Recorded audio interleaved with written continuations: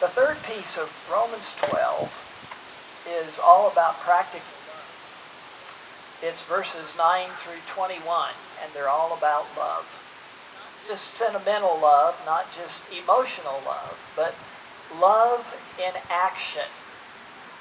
As I was reading these verses, I just couldn't help but think about what Paul wrote in 1 Corinthians 13.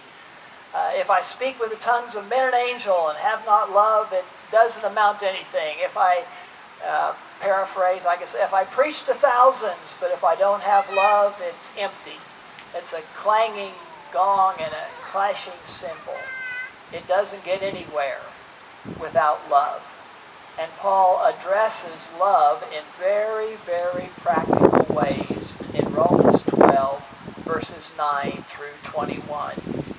One of the things he says is, I want to challenge you as you offer your bodies, as you think like God says to think, as you look at your life with honesty, with sober judgment, as you recognize the gifts that God has given you and now you use them. I want you to love. He says, first of all, I want you to love God. He says, I want you to have zeal, spiritual fervor. I want you to serve God. I want you to have joyful hope. I want you to have persistent prayerfulness. He says, I want you to hate evil in your life. I want you to love God. Those things, zeal, spiritual fervor, serving God, joyful hope, persistent prayer, hating evil inside of me. Those are evidences of loving God.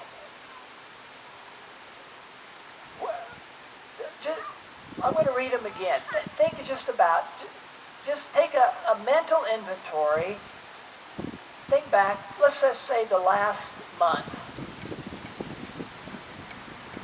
Would you see zeal and spiritual fervor? How about serving God? Can you see how you've served God? How about joyful hope in the middle of all this stuff? How about persistent prayerfulness? You ever think about praying as loving God? When we pray, we love God. How about hating evil in our lives?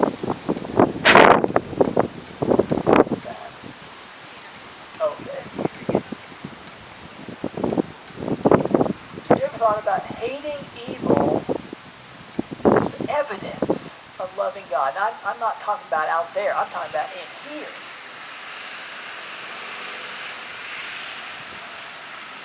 Loving God. Practical love starts with loving God. Are you willing to love God? He goes on and he says, practical love is loving God's people. And he says that we are devoted to one another as brothers. I'll tell you a story. Katie was mentioning we had family time, and some of the cousins, Joel and Katie's kids' age, and some of them older, there was some conflicts this week between cousins. And one of the cousins was complaining at me about not being treated well by his other cousins. And I said, well, do you think that it would be good for brothers and sisters to stand up for each other? Yeah. And I thought to myself, that's the way it is in the church. Be devoted to one another with brotherly love. Stand up for each other.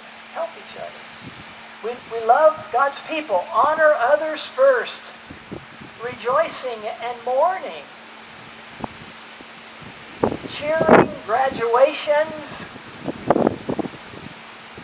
And being together in funerals. Not conceited, living in harmony, willing to do menial work, willing to do the work that maybe nobody else wants to do. Loving one another in God's family. How you doing?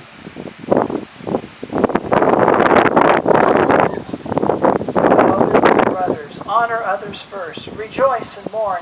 Live in harmony. No conceit. And willing to do even the stuff others do.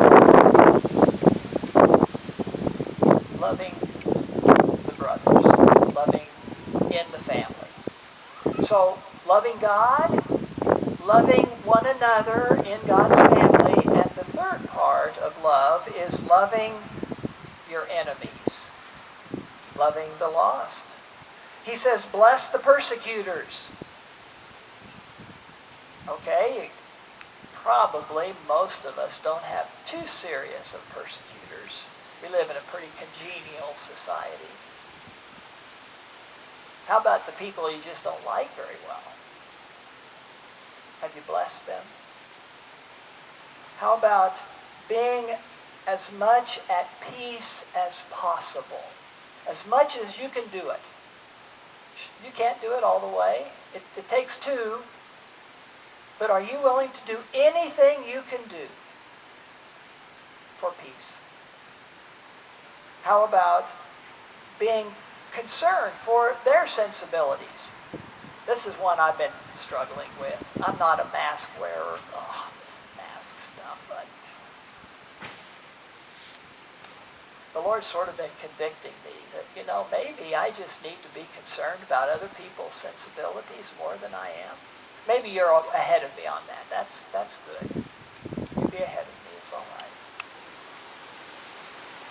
Do I love people that don't really care too much about me? How about no revenge? No payback? None at all.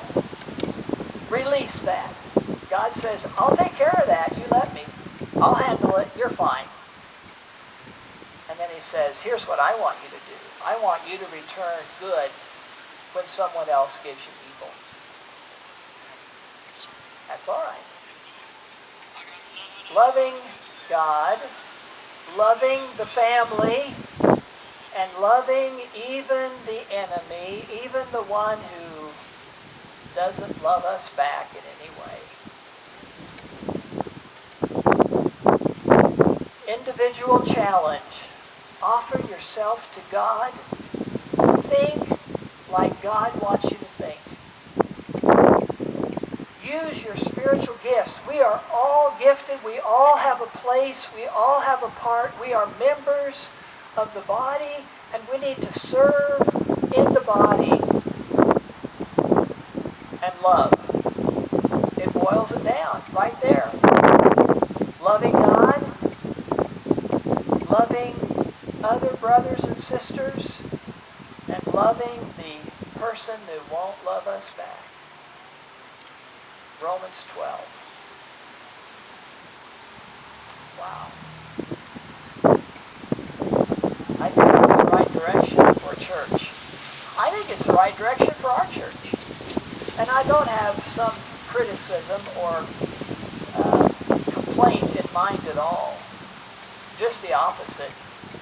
I have instead the idea that if we will listen to what Jesus wants us to do, each one of us, that He will use our church exactly like He wants to, for as long as He wants to. And if He's ever done with us, it'll be okay. It'll be okay. How about it? Can we join in that journey together? Let me pray and then I'm done. Lord, thank you that your word has some real practical value. Right here, 21st century America, Fargo, North Dakota, USA. Lord, thank you that when we listen to your voice and we hear what you have to say, you really will guide us. We really will be able to test and approve what your will is. It isn't as complicated as we like to make it. And so, Lord, I pray that you will help us as a church to follow your directions in our life, our ministry, and the work you've called us to do together. And Lord, that as we listen and follow and serve, that you'll use us and use us up so that in the end, we will be able to look at you and say, thank you, Lord, for giving us a place in the work of your kingdom. Thank you that you've called us together for that purpose. We pray in Jesus' name. Amen. As we wrap up, I picked the song that I pick a lot. It's the song Ancient Words. I pick it a lot because I think it just really reminds us that these ideas are not new. This is not something that somebody handed down from denominational life. This has been around a long time, and it's been at work, and it's been successful for hundreds of years. And it'll be successful for us too. And I'm also reminded that putting it into practice is a challenge. And you don't have to do that on your own. I would be glad to come alongside you wherever you are in that challenge. If I can help you, I'm glad to do that. It's okay. Let me know how. Or just simply reach out and say, Pastor, let's get together because I'd like to talk. That would be my privilege anytime. Hey, thanks for being here. Let's sing together one more time, Ancient Words.